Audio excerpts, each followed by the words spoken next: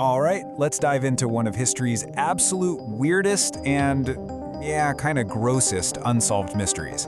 It's an event that sounds like something out of a tall tale, but I promise you, this really happened. We're talking about the Kentucky meat shower of 1876. No, really, I'm being serious. Forget raining cats and dogs, just try to picture it. You're outside, minding your own business, and all of a sudden, chunks of what looks like fresh meat start falling out of the sky. That's the bizarre, central question we're tackling today. So, first things first, let's set the scene for this totally bizarre event. What in the world actually went down on that day in Kentucky? The story goes like this. It's March 3rd, 1876. We're on a farm out in Bath County, Kentucky. A woman named Mrs. Crouch is outside, just making some soap, when sometime in the late morning, something starts to fall from the sky. And it is definitely not rain. And here's the detail that makes this whole thing truly baffling. There were no storm clouds, not a hint of bad weather. The sky was reportedly clear as a bell. So a sudden shower of, well, anything was completely and utterly inexplicable.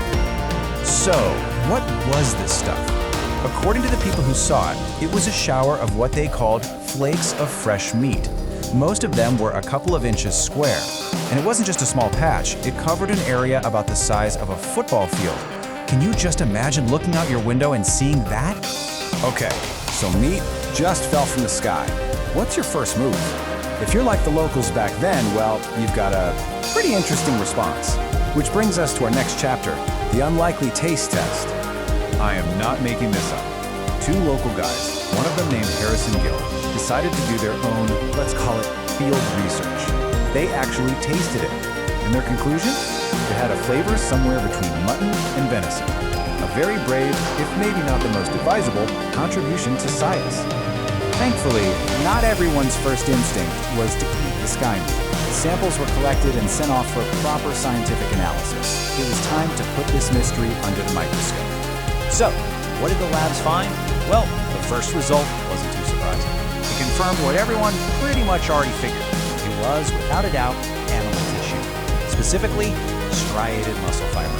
Turns out our brave taste testers were right. It was meat. But of course, the story doesn't end there.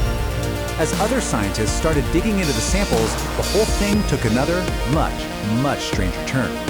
What they discovered next just made the mystery even weirder. You see, a deeper look revealed this wasn't just simple muscle.